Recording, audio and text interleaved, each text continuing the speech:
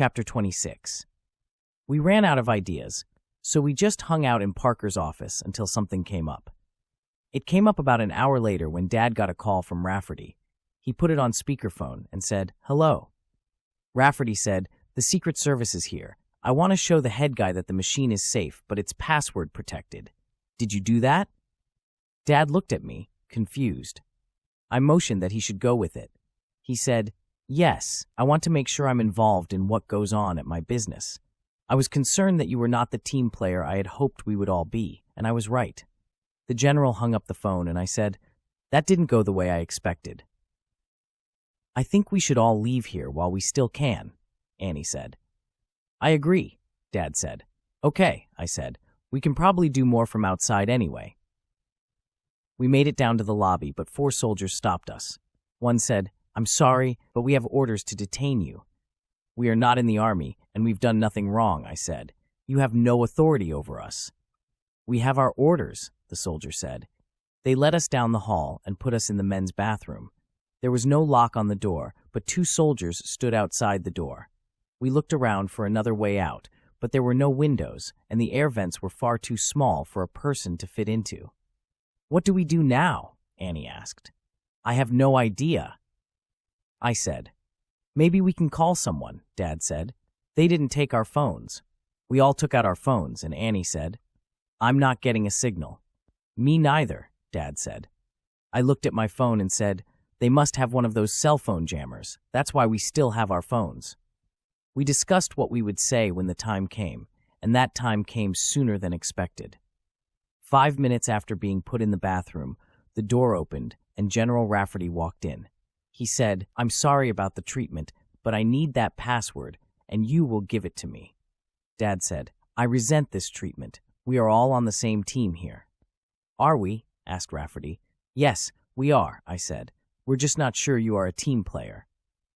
"Come on," Dad said. "You know that I, or we, wouldn't be happy as a glorified bodyguard. We don't need more of us than necessary to reach our goal.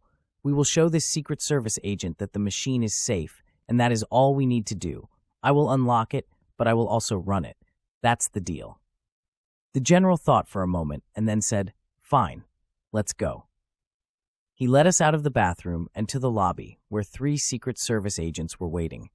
The leader was a black man, about 50 years old. His colleagues were younger. I guessed both were in their late 20s, 1 male and 1 female. Both were white, and all 3 were wearing black suits. As we approached, the general said, "So sorry to keep you waiting. This is Scott Parker, the owner of this company." Dad shook the 3 agents' hands and said, "These are my colleagues, John Thomas and Annie Hansen." We all shook hands. "Nice to meet you all," the head agent said. "I'm Agent Murphy." He pointed to the young man and said, "This is Agent Carter." He then pointed at the woman and said, "This is Agent Taylor. I'm told you guys want to check out our new device that the president is interested in," Dad said. "Yes, for security reasons," Agent Murphy said. "I understand," Dad said. "If you will all follow me." We all followed Dad to the 3rd floor. 2 soldiers stood at the elevator door, and another 2 stood in front of the lab entrance. Dad walked in first, followed by the agents, the general, and then Annie and I filed in last. Gabby was already inside, waiting for us. I assume she already met the agents because there were no introductions. Dad went to the control computer and tapped on the keyboard. The screen lit up, and he entered the password I gave him. He then located a new hard drive and plugged it in. I noticed all eyes were on Dad, so I took that opportunity to look for a pen and paper. I found both on a counter at the back of the room. I wrote a short note, folded the paper, and put it in my pocket. "So, who wants to have their memories recorded?" Dad said. Agent Murphy said, "You can do me." "Okay," Dad said. "Lie on the machine face up." Agent Murphy did as he was told and said, "Are you sure this is safe?" "It's just like getting an MRI," Dad said. "Okay, go ahead," he said. Dad typed in a command and clicked a button. The machine started up.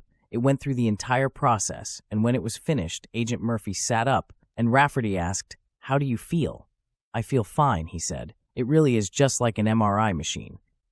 "So, are we okay with the president's visit?" Rafferty asked. "Our people still have to finish checking the building, but I think it will be okay." Agent Murphy said, Very well then. We will let you get back to your work, Rafferty said. Dad unplugged the hard drive, handed it to the agent, and said, "Here is a souvenir for you. It's better than photographs." "Thanks. I guess I will never forget my time here," he said. As everyone started filing out of the room, I took the folded paper out of my pocket, put it in my hand, and reached out to shake Agent Murphy's hand. I said, "Thank you, Agent Murphy. Let me know if I can help in any way."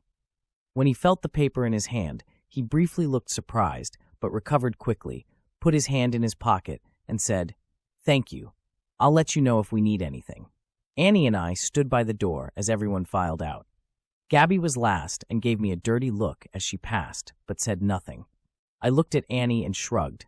We followed everyone downstairs, and eventually the Secret Service people went off to do their own thing. Dad said, "I think that went well." "We will see," Rafferty said. "Well, I'm hungry," I said. "We should go get something to eat while we have time." "No," said Rafferty. "I have this place locked down. We need to stay put until the president gets here. There's food in the break room." "I wouldn't call that food," I said. I had no idea what was in the break room or even where the break room was, but I couldn't imagine we would find anything good there. "It's that or nothing," Rafferty said. "Okay, I guess it's better than nothing. Who else is hungry?" I said. "I'm starving," Annie said. "I could eat something," Dad said. Rafferty and Gabby said nothing, so we wandered off toward the elevator. I whispered, "Who knows where the break room is?" "It's on the second floor," Annie said. "I saw it listed when we looked for Parker's office." We found the break room on the second floor and went inside. It was slightly bigger than Parker's office, but wasn't a corner unit.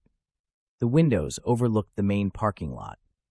To the left was a refrigerator, a microwave, a coffee maker, and a couple of cabinets above the counter and drawers below. There was also a vending machine with snacks.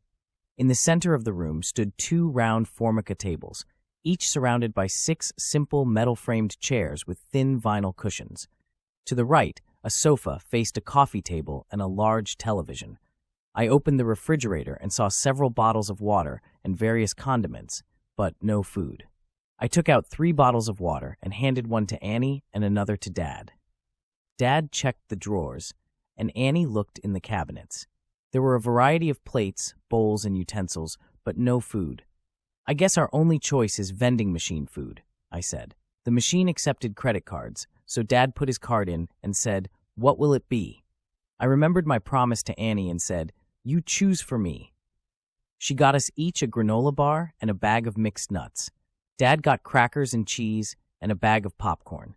We sat down at one of our tables to enjoy our delicacy. I said, "You guys should know I did something that might cause problems for us."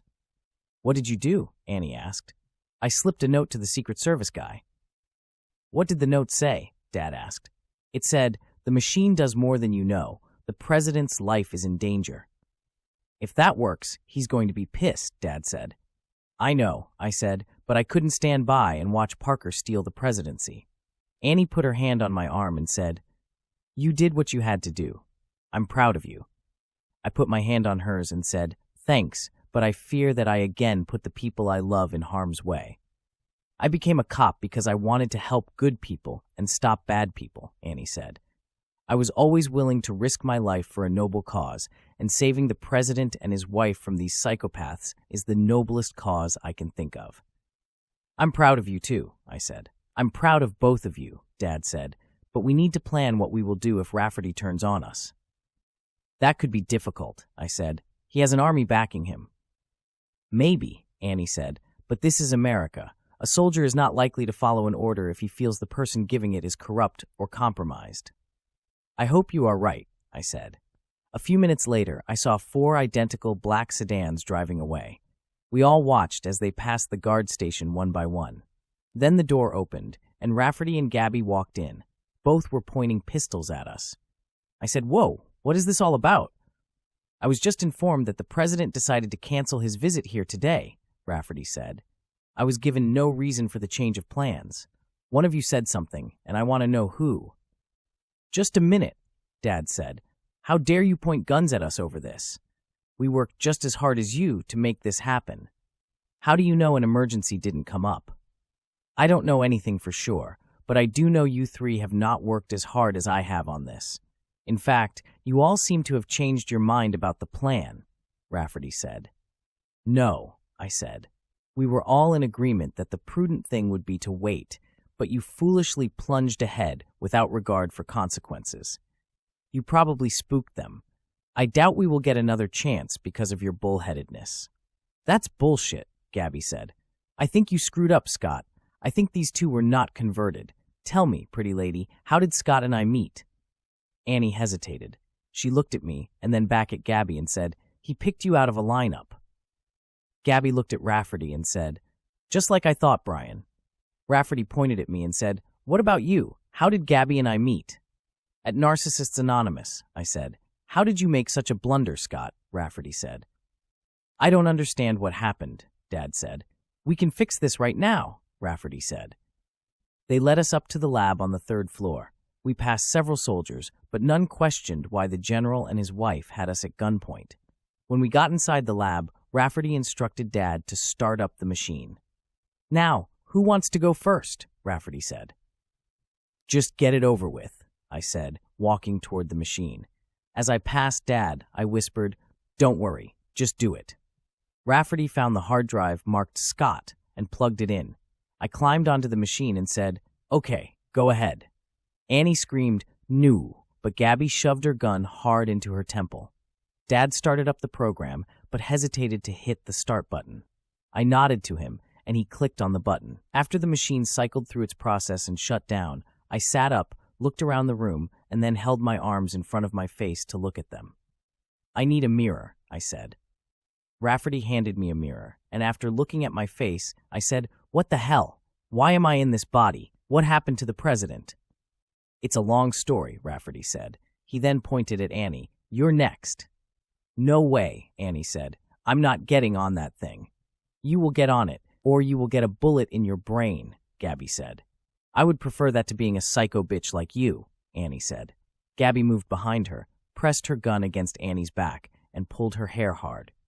"I would love to put you out of my misery right now," she said. "Let me talk to her," I said. "Not yet," Gabby said. "You still haven't told me how Scott and I met." "That's a weird question," I said. "Why would you want to know that?" Rafferty interrupted and said, "Sorry, you wouldn't know that Marianne is Gabby now." "What? Was Rafferty being difficult?" "Yes, but that's not important right now," Gabby said. "Answer the question."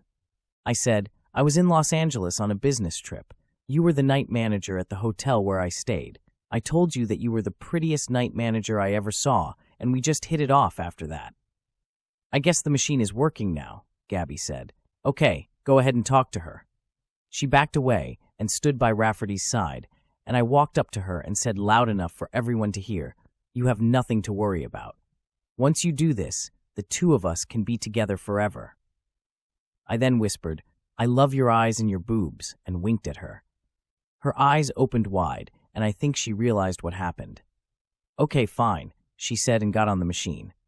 I removed Parker's hard drive and replaced it with Gabby's. I then motioned for Dad to start up the machine. He started up the program and hit the start button. The machine sprang to life, and the conveyor slowly pulled Annie's head into it. After several minutes, it stopped, and Annie sat up. I handed her the mirror, and she looked at herself and said, "What is this? This is that cop woman. Why am I in her body?" I said, "It's okay. I'll explain later." Annie looked at me and then at Dad and asked, "What is he doing here?" "He's here because he's me now," Dad said, pretending to be Parker. Annie stood up, and while everyone's eyes were on her, I reached up and collected the 2 syringes. I put one in my pocket and walked over to Annie.